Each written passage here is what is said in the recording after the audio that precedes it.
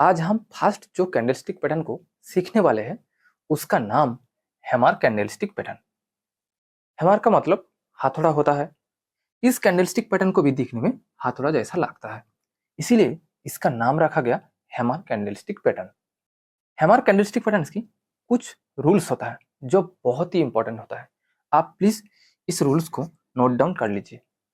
हमें याद रखना होगा कि हैमर कैंडलस्टिक पैटर्न एक बुलिश पैटर्न होता है, यानी हैमर कैंडलस्टिक पैटर्न बनने के बाद शेयर की प्राइस ऊपर जाने की चांसेस होती है। आप प्लीज रूल्स के साथ साथ इस पिक्चर को भी फॉलो कीजिए। सेकेंड रूल्स होता है कि हैमर कैंडलस्टिक पैटर्न बनने से पहले शेयर की प्राइस डाउन ट्रेंड में होना चाहिए, यानी शेयर की प्राइस गिरनी चाहिए। अगर हैमर कैंडलस्टिक पैटर्न बनने से पहले शेयर की प्राइस डाउन ट्रेंड में ना हो तो हम इसको हैमर कैंडलस्टिक पैटर्न नहीं मानेंगे। हैमर कैंडलस्टिक पैटर्न की तीसरा रूल्स होता है कि यहाँ पर कलर इज नॉट इम्पॉर्टेंट, यानी हैमर कैंडलस्टिक पैटर्न जब भी बनेगा उसके बाद शेयर की प्राइस ऊपर जाने की चांसेस होती है, चाहे वो कैंडलस्टिक पैटर्न ग्रीन कलर की हो या रेड कलर की। यहाँ पर आपको ग्रीन कलर की हैमर कैंडल दिखाई दे रहा है। अगर यहाँ पर ग्रीन के बदले रेड कलर का भी होती ये कैंडल, तब भी हम इसको हैमर कैंडल ही कंसीडर करते हैं। हैमर कैंडल की फोर्थ रूल्स होता है कि हैमर कैंडल की जो लोअर वीक होगा वो बॉडी के तुलना में 2 टाइम्स ज्यादा होनी चाहिए, तभी हम इसको हैमर कैंडल मानेंगे।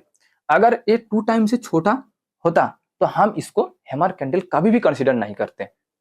कभी कभार देखा जाता है कि हैमर कैंडल की अपर साइड में आप यहाँ पर देख सकते हो कि यहाँ पर एकदम छोटा सा विक या शैडो होता है। इससे कोई फर्क नहीं पड़ता, हम इसको हैमर कैंडल ही कंसीडर करेंगे। अब हम देखेंगे कि हैमर कैंडलस्टिक पैटर्न बनने के पीछे लॉजिक क्या है और क्यों हैमर कैंडलस्टिक पैटर्न बनने के बाद शेयर की प्राइस ऊपर जाने की चांसेस होती है। जैसा कि मैंने पहले ही कहा कि बुलिश कैंडलस्टिक पैटर्न में शेयर की ओपन हमेशा कैंडल की जो बॉडी होता है उसके लोअर पार्ट में होता है। यहाँ पर भी सेम हुआ। यहाँ पर जब मार्केट ओपन हुई, यहाँ पर शेयर की प्राइस ओपन हुई। शेयर की प्राइस यहाँ पर ओपन होने के बाद सेलर्स ने काफी जोर लगाया, यानी ज्यादा लोग इस शेयर को बेचने लगा, इसलिए शेयर की प्राइस भी गिरने लगा और गिरते गिरते लो तक पहुंची, यहां तक। बट इसके बाद बायर्स ने सेलर्स के ऊपर डोमिनेंस दिखाई, यानी ज्यादा लोग इस शेयर को खरीदने लगा।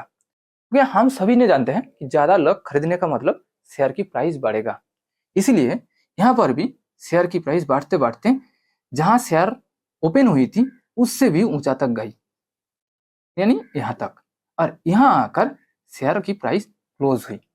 यानी इसका क्लियर मीनिंग ये होता है कि जब मार्केट डाउन ट्रेंड में था, यानी सेलर्स ने मार्केट को कंट्रोल कर रखा था, तभी ऐसे कैंडलस्टिक पैटर्न बना जहां बायर्स ने सेलर्स को बीट किया।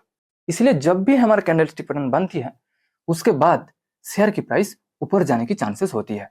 आपको एक बात क्लियरली याद रखना है कि हैमर कैंडलस्टिक पैटर्न बनने से पहले मार्केट को डाउन ट्रेंड में होनी चाहिए, यानी हैमर कैंडलस्टिक पैटर्न बनने से पहले शेयर की प्राइस गिरनी चाहिए, तभी हम उस कैंडलस्टिक पैटर्न को हैमर कैंडलस्टिक पैटर्न कंसीडर करेंगे।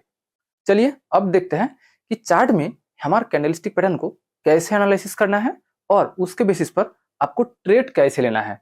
स्क्रीन पर आप देख सकते हो कि यहाँ पर एक हैमर कैंडलस्टिक पैटर्न बनी। हैमर कैंडलस्टिक पैटर्न के रूल्स क्या था कि हैमर कैंडलस्टिक पैटर्न बनने के पहले मार्केट डाउन ट्रेंड में होना चाहिए, यानी शेयर की प्राइस गिरनी चाहिए। यहाँ पर भी सेम हुआ, हैमर कैंडलस्टिक पैटर्न बनने से पहले मार्केट डाउन ट्रेंड में थी, उसके बाद हैमर कैंडलस्टिक पैटर्न बनी और मार्केट अप ट्रेंड में चलना शुरू किया, यानी शेयर की प्राइस बढ़ने लगा। अगर आप इसमें ट्रेड लेना चाहते हो तो आपका जो बाई पोजीशन होगा वो होगा जहां हैमर कैंडल बनी उसके बाद जो कैंडल बनेगा उसका जो हाई होगा यहाँ पर, और आपका जो स्टॉप लॉस होगा वो होगा हैमर कैंडल की जो लो होगा वहां पर, ठीक इस तरह। और आपका जो टारगेट होगा वो होगा जब तक ना आपको ऐसा इंडिकेशन मिल जाए कि वहां से मार्केट गिर सकता है, वहां तक आप आपका टारगेट लेकर चल सकते हो। आई होप आप हैमर कैंडलस्टिक पैटर्न को समझ गए होंगे।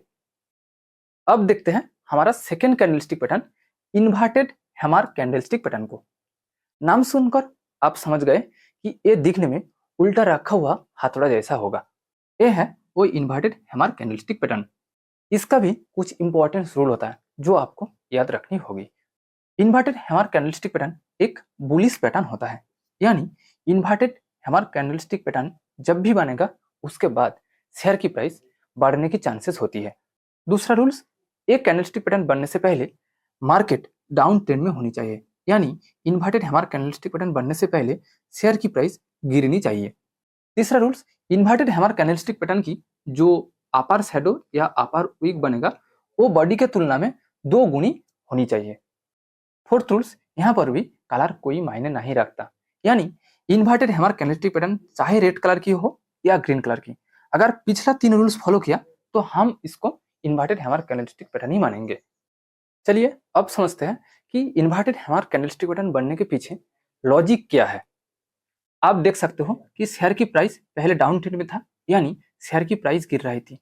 उस वक्त ऐसे कैंडलस्टिक पैटर्न बनी जहां शेयर की प्राइस नीचे ओपन हुआ, इसका मतलब ज्यादा लोग बाई करने लगा और बायर्स ने शेयर की प्राइस हाई तक लेके गया, यहां तक पहुंची, बट सेलर्स ने भी यहां पर जोर लगाया और शेयर की प्राइस नीचे की ओर ले आई और यहां पर क्लोज हुई, इसीलिए ये एक बुलिश कैंडलस्टिक पैटर्न बनी। अगर यहाँ पर एक कैंडलस्टिक पैटर्न ग्रीन के बदले रेड कलर की भी बनती तो हम उसको इन्वर्टेड हैमर ही कंसीडर करते हैं। अब देखते हैं कि चार्ट में इन्वर्टेड हैमर को कैसे एनालिसिस करना है और ट्रेड कैसे लेना है। आप स्क्रीन पर देख सकते हो कि यहाँ पर एक इन्वर्टेड हैमर बनी, बट ट्रेड लेने से पहले आपको जरूर देखना होगा कि इन्वर्टेड हैमर बनने से पहले मार्केट को डाउन ट्रेंड में होनी चाहिए। यहाँ पर भी सेम हुआ। हम सभी ने जानते हैं कि इन्वर्टेड हैमर एक बुलिश कैंडलस्टिक पैटर्न होता है, इसीलिए ये बढ़ने के बाद मार्केट ऊपर जाने की चांसेस होती है, यानी शेयर की प्राइस बढ़ने की चांसेस होती है, यानी आपको बाई करना होगा। ऐसे सिचुएशन में अगर आप ट्रेड करना चाहते हो तो आपका जो बाई पोजीशन होगा वो होगा जो इन्वर्टेड हैमर बनी उसका जो हाई होगा वो होगा आपका बाई पोजीशन, और आपका जो स्टॉप लॉस होगा वो होगा इन्वर्टेड हैमर की जो लो होगा यानी ओपन होगा, ठीक वहां पर। और आपका टारगेट होगा जब तक ना आपको ऐसे सिग्नल मिल जाए कि वहां से मार्केट की ट्रेंड बदल सकती है, आप वहां तक आपका टारगेट लेकर चल सकते हो। ये होता है आपका मैक्सिमम टारगेट। अगर आप रिस्क को मिनिमाइज करना चाहते हो तो आपका जो स्टॉप लॉस पॉइंट होगा उसका जो 2 गुना होगा वो होगा आपका टारगेट। बट आप ऑलवेज आपका रिस्क मैनेजमेंट कैपेबिलिटी के ऊपर बेस करके टारगेट लीजिए,